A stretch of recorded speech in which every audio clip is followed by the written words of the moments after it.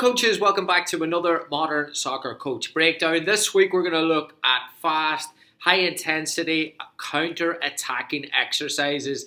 It doesn't mean that you have to sit 50 yards further back and absorb pressure. No, here it might be 20 yards from goal, it might be 30 yards from goal. It depends on how you're going to set up, but it's about taking advantage of the moments when you win the ball with numbers and try to score goals as soon as possible. 3 exercises. If you enjoy them and you want the details in terms of the organization, the dimensions, you can get them for free on the link below. We've started to put all the organization and the dimensions for free on the Modern Soccer Coach website, so please check that out, modernsoccercoach.com. And when you're there, check out the resources as well, modernsoccercoach.com/shop. Before we start, please give it a like and a subscribe. Here we go, counter-attacking exercises. Okay, before we start, there are a number of solutions that can allow you to be really effective in counter-attacking. You can use the space if there's space to play into space. You can have ball carriers dribbling the ball, or you can possess your way and open up space somewhere else. So we're going to look at a couple of variations here. The first one is probably my favorite counter-attacking exercise of all time. Roger Schmidt, when he worked at PSV, have adapted this type of game.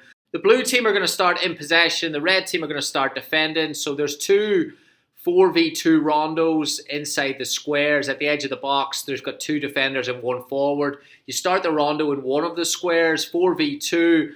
The attacking team are looking to get 10 passes for a goal. The 2 defenders trying to win possession. And as soon as they win possession, they're looking to play immediately into the 1v2 in the edge of the box.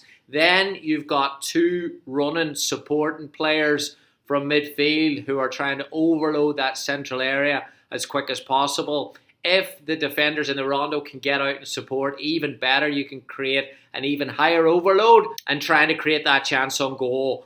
Then you work on the other side. So when you're working one side at a time, it allows players to recover and keeps the moments really intense in order to replicate the game. Really good exercise to work on that initial pass in transition and paint the picture to be ready for that transition when you're working hard to win the ball back.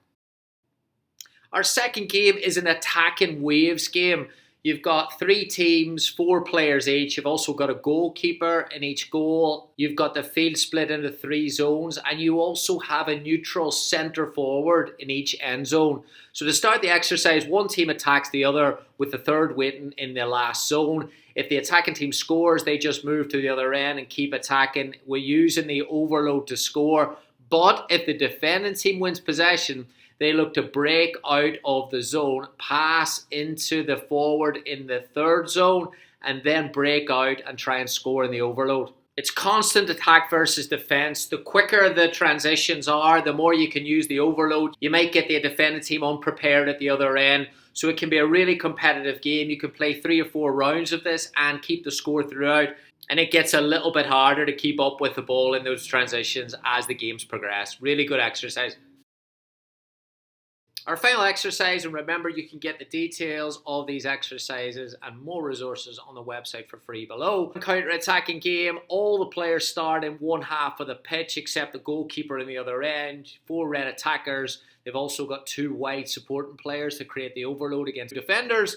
The objective is for the red team to use the overload, break down the blues in that 6v4. The deepest player can drop back to start the game unopposed. They also have team in possession, also have a 5-yard free zone at the halfway line. If the defending team win possession, they're looking to transition immediately to score in the other goal. The free zone can also act as a no offside zone to get players used to introducing the timing of the runs and those supporting runs to help the counter-attack.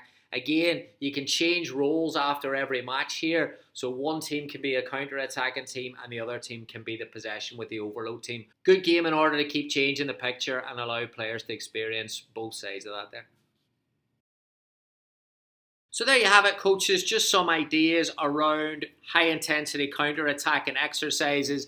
2 things: if your playing style is a little bit more aggressive in terms of where you're trying to win the ball back, then you can adapt to suit that. I think we should move away from this thinking that counter-attacking teams are 60, 70 yards defending on the edge of their box all the time. It's more in transition. So the more specific you are with your practices, then the more realistic you can be with your sessions, hopefully resulting in that strong connection between your game model and what the game looks like on a Saturday. So many goals today are scored in transition. It's a really, really tough part of the game to recreate because sometimes the transition pictures are chaotic and a little bit random in terms of positioning.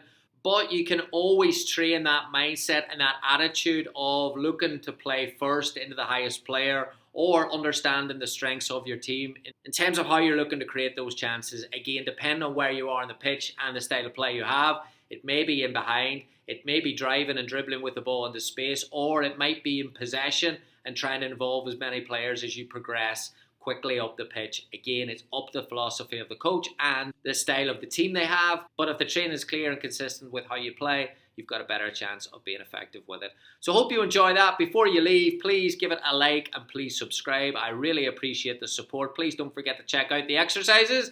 I will see you next week. Goodbye.